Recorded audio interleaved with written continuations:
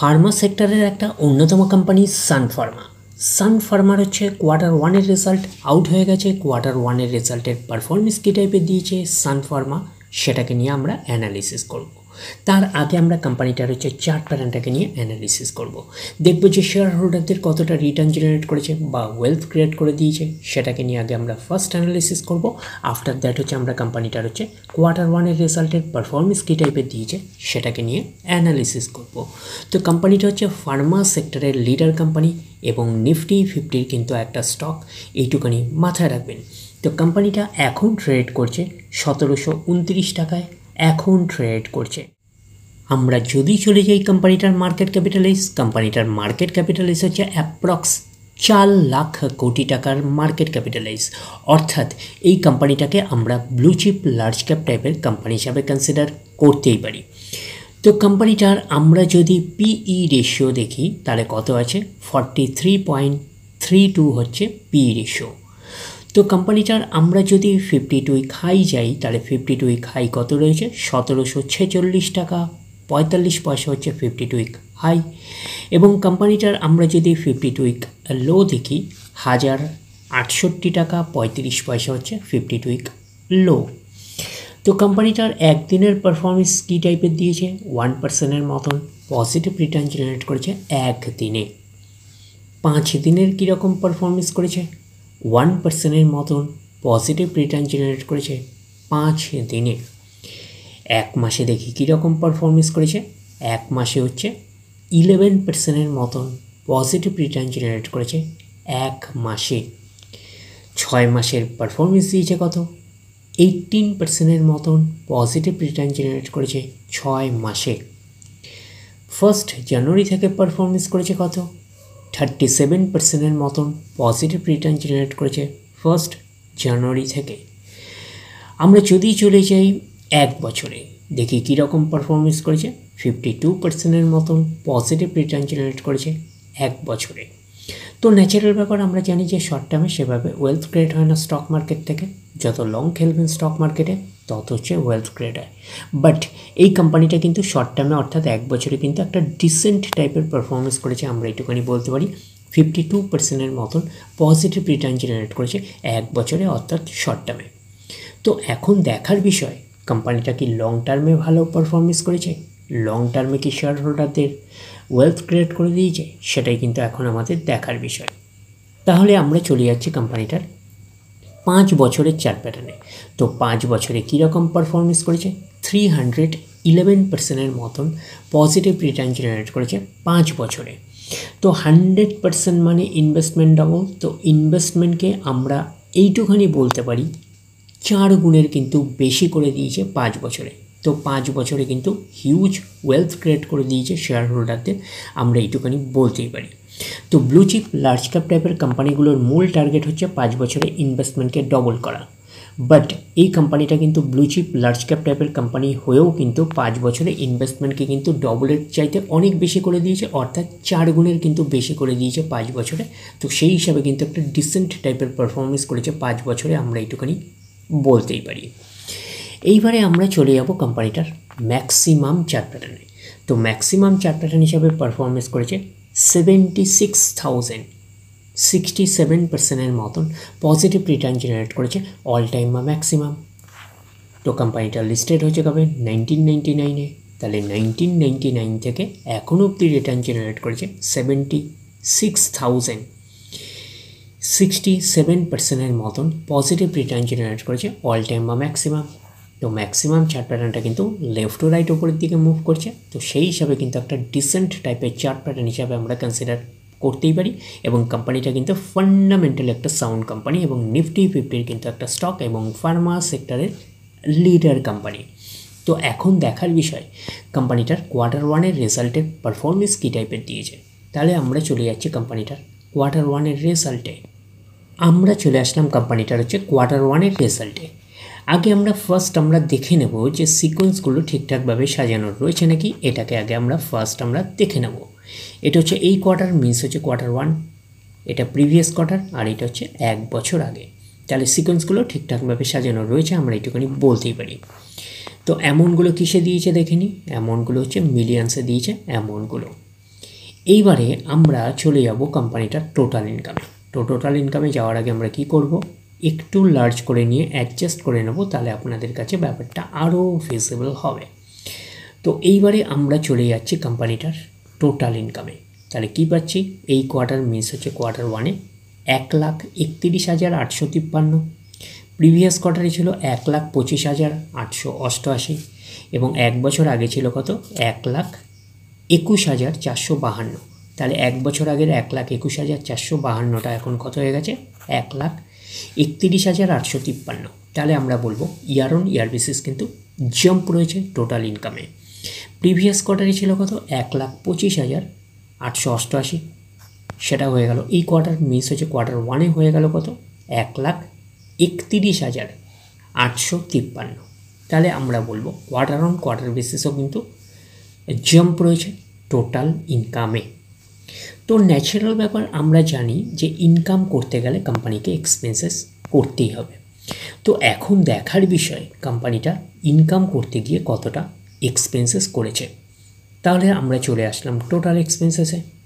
এই quarter miss হচ্ছে quarter 1-এ 97,618, previous কোয়ার্টারে ছিল কত, 96,716 এবং এক বছর আগে ছিল 93,412। তাহলে এক বছর আগের 93,412টা এখন কত হয়ে গেছে, 97,618। তাহলে আমরা বলবো ইয়ার অন ইয়ার বেসিস কিন্তু জাম্প রয়েছে টোটাল এক্সপেন্সেসে। প্রিভিয়াস কোয়ার্টারে ছিল কত, 96,716, সেটা হয়ে গেল এই কোয়ার্টার মিস হয়েছে কোয়ার্টার 1-এ হয়ে গেল 97,618। তাহলে আমরা বলবো কোয়ার্টার অন কোয়ার্টার বেসিসেও কিন্তু জাম্প রয়েছে টোটাল এক্সপেন্সেসে। এইবারে আমরা বের করব কি, এইবারে আমরা বের করব হচ্ছে অপারেটিং প্রফিট। কি করে বের করব, টোটাল ইনকাম থেকে টোটাল এক্সপেন্সেস আমরা বাদ দেবো, বাদ দিলে যেটা পড়ে থাকবে সেটা হচ্ছে অপারেটিং প্রফিট। টোটাল ইনকাম পেয়ে গেছি, টোটাল এক্সপেন্সেস পেয়ে গেছি, টোটাল ইনকাম থেকে টোটাল এক্সপেন্সেস বাদ দিলে পড়ে থাকছে অপারেটিং প্রফিট। অর্থাৎ আপনারা বলতে পারেন profit before exceptional item and tax, এটাকে আমরা অপারেটিং প্রফিট বলতে পারি। পাচ্ছি কি, এই কোয়ার্টার মিস হচ্ছে কোয়ার্টার 1-এ 34,235 কোয়ার্টার 1-এ, প্রিভিয়াস কোয়ার্টারে ছিল 29,171 এবং এক বছর আগে ছিল 28,040। তাহলে এক বছর আগের 28,040টা এখন কত হয়ে গেছে, 34,235।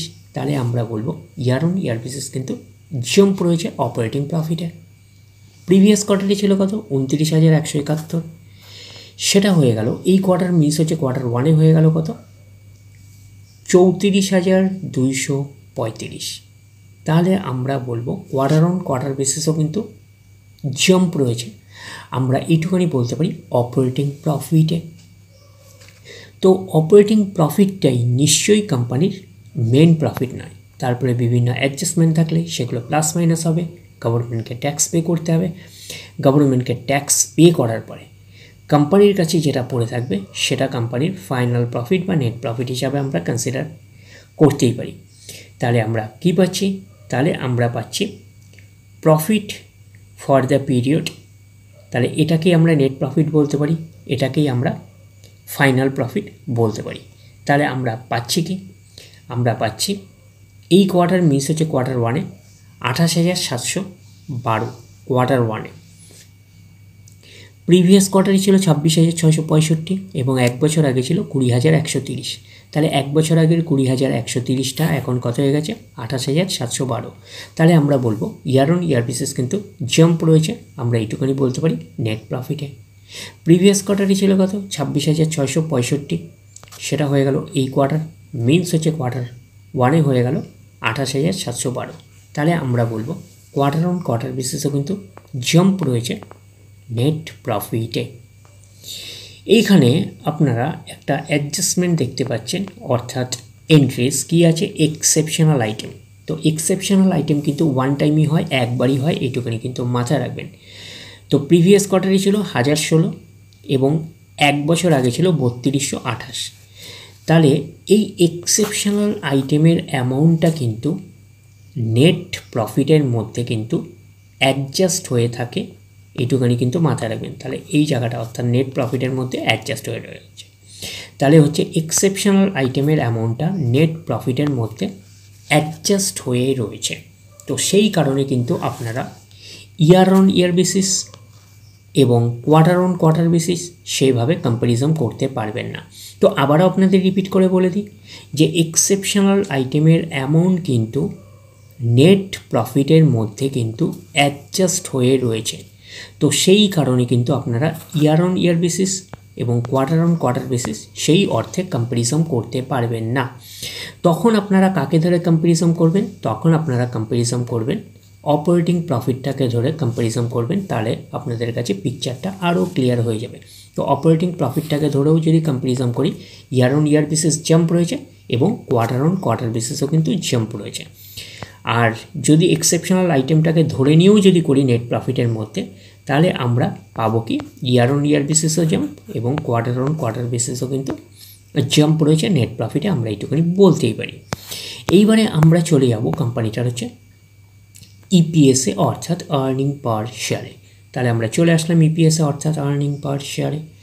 এই কোয়ার্টার মিস হচ্ছে কোয়ার্টার 1-এ 11.8, প্রিভিয়াস কোয়ার্টারে ছিল 11.1, এক বছর আগে ছিল কত 8.4। তাহলে এক বছর আগের 8.4টা এখন কত হয়ে গেছে 11.8।